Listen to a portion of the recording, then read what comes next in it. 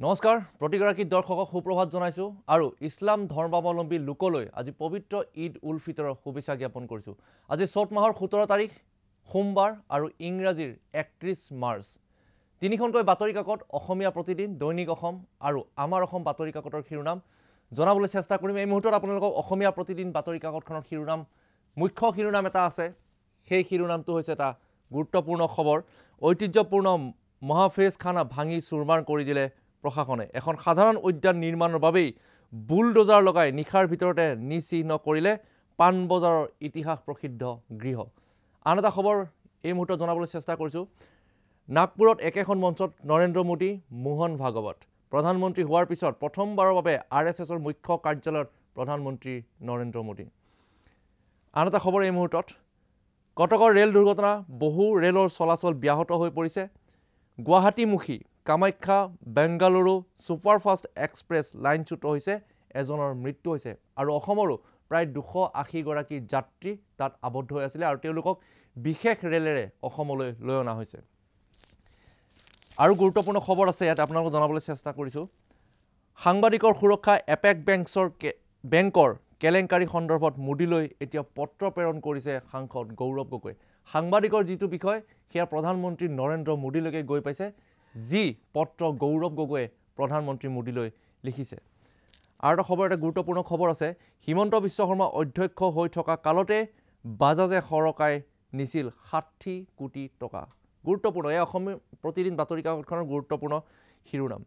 আৰু ৰঙালী বিহুৰ বাবে আগতীয়াকৈ শুভেচ্ছা জনাইছে প্ৰধানমন্ত্ৰীগৰাকীয়ে। তেওঁ টুইটাৰ যোগে এই শুভেচ্ছা জ্ঞাপন কৰিছে আৰু মন কী বাত, যি প্ৰধানমন্ত্ৰীৰ মন কী বাত অনুষ্ঠিত হৈছিল কালি, তাতো ৰঙালী বিহুৰ শুভেচ্ছা জ্ঞাপন কৰিছে। এয়া হৈছে অসমীয়া প্ৰতিদিন বাতৰি কাকতখনৰ শিৰোনাম। আৰু এটা গুৰুত্বপূৰ্ণ খবৰ আছে। অগবৰ প্ৰয়াত জ্যেষ্ঠ নেতা অৰ্থাৎ জাতীয়তাবাদী নেতা ভৃগু ফুকনৰ কন্যা উপাসা ফুকনৰ কালি মৃত্যু ঘটিছে আৰু তাক লৈ এতিয়া ৰাজনৈতিক মহলত তীব্ৰ চৰ্চা চলিছে। এইবাৰ আমাৰ অসম বাতৰি কাকতখনৰ শিৰোনাম লৈ আহিবলৈ চেষ্টা কৰিছোঁ। এয়া হৈছে আমাৰ অসম।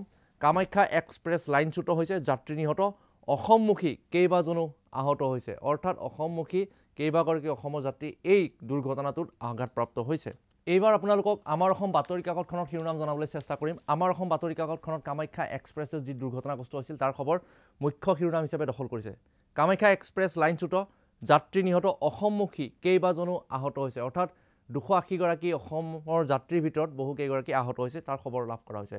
কালি নিশাৰ ভাগত যি বুলডোজাৰ চলাই যি মহাফেজ খানা নিশাৰ ভাগতে ভাঙি দিয়া হ'ল, তাতো এই খবৰ প্ৰকাশ পাইছে। শতাব্দী প্ৰাচীন মহাফেজ খানা নিশা ভাঙি দিয়া হ'ল বুলডোজাৰেৰে। গুৱাহাটীয়েই নহয়, উত্তৰ পূৰ্বাঞ্চলৰ প্ৰাচীনতম ঐতিহ্য ধূলিহাত কৰি দিছে চৰকাৰে।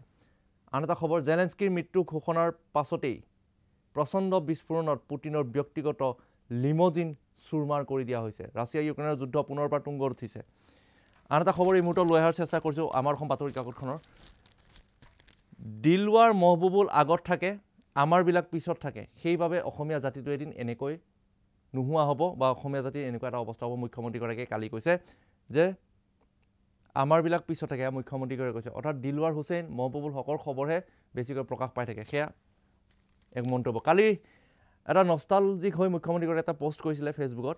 1, 2, 3, 4 যি ককা দেউতা হাতী আৰু নাতিৰ মুখ্যমন্ত্ৰী হিমন্ত বিশ্ব শৰ্মাই অভিনয় কৰিছিলে এটা হাতীৰ পিঠিত উঠি অকলে, সেই পুৰণি যি সৰুকালৰ যি স্মৃতি পুনৰবাৰ ৰোমন্থন হ'ল। কালি এখন দলং মুকলি কৰি দলঙত উঠি স্মৃতি মেদুৰ হিমন্ত বিশ্ব। আন এটা খবৰ লৈ আহিছোঁ এই মুহূৰ্তত। দাবী কৰা ধন নিদিয়াত ধৰ্ষণৰ অভিযোগ, হানি ট্ৰেপিং ধৃত হৈছে। দুমহলাৰ পৰা জাপ, ভৃগু ফুকনৰ কন্যাৰ আত্মঘাতীৰ দৰে সিদ্ধান্ত গ্ৰহণ কৰিছে। এয়া হৈছে আমাৰ অসম বাতৰি কাকতৰ শিৰোনাম। এইবাৰ অন্তিমখন বাতৰি কাকত লৈ অহাৰ চেষ্টা কৰিছোঁ দৈনিক অসম। দৈনিক অসমৰ উৰিষ্যাৰ সেই ৰেল দুৰ্ঘটনা যি উৰিষ্যাত লাইনচ্যুত হৈছে কামাখ্যা এক্সপ্ৰেছ, তাৰ মুখ্য শিৰোনাম দখল কৰিছে সেই খবৰে। আন এটা খবৰ, সাংবাদিকৰ নিৰাপত্তাৰ বাবে কঠোৰ আইনৰ দাবী, ব্যক্তিগত সুৰক্ষাক লৈ উদ্বিগ্ন সাংবাদিকৰ। গুৱাহাটী প্ৰেছ ক্লাবত সভা অনুষ্ঠিত হৈছিলে কালি 11:30 বজাৰ পৰা পুৱা। আহত হৈছে ওদালগুৰিৰ উইলছন, সম্প্ৰতি সুস্থ। ওদালগুৰিৰ যিগৰাকী উইলছন, তেওঁ সম্প্ৰতি সুস্থ হৈছে। উৰিষ্যাৰ কটক ৰেল ষ্টেচনৰ দুৰ্ঘটনাত তেওঁ আঘাতপ্ৰাপ্ত হৈছিলে। আন এটা খবৰ, ৰাজ্যত বিকাশৰ নতুন ধাৰা, হাতীত উঠি কপিলী দলং পাৰ হৈ শৈশৱৰ স্মৃতি ৰোমন্থন কৰিলে মুখ্যমন্ত্ৰী হিমন্ত বিশ্ব শৰ্মাই। এই মুহূৰ্তত এয়া হৈছে দৈনিক অসম বাতৰি কাকতখনৰ শিৰোনাম। ইয়াতে আৰু এটা খবৰ পাইছে যি ভৃগু ফুকনৰ কন্যা উপাসা ফুকন তেখেতৰ ৰহস্যজনক মৃত্যু। তেখেতে দুমহলীয়া বিল্ডিঙৰ অট্টালিকাৰ ওপৰৰ পৰা জঁপিয়াই আত্মহত্যা কৰিছে। এয়া এক ভয়ংকৰ খবৰ, এক খুব দুখৰ খবৰ এই মুহূৰ্তত প্ৰতিখন বাতৰি কাকতত প্ৰকাশ পাইছে। এয়া হৈছে তিনিখনকৈ বাতৰি কাকতৰ শিৰোনাম আৰু পৰৱৰ্তী সময়ত ঈশান নিউজৰ দৰ্শকসকলক কেইবাটাও গুৰুত্বপূৰ্ণ খবৰ লৈ অহাৰ চেষ্টা কৰিম। ধন্যবাদ।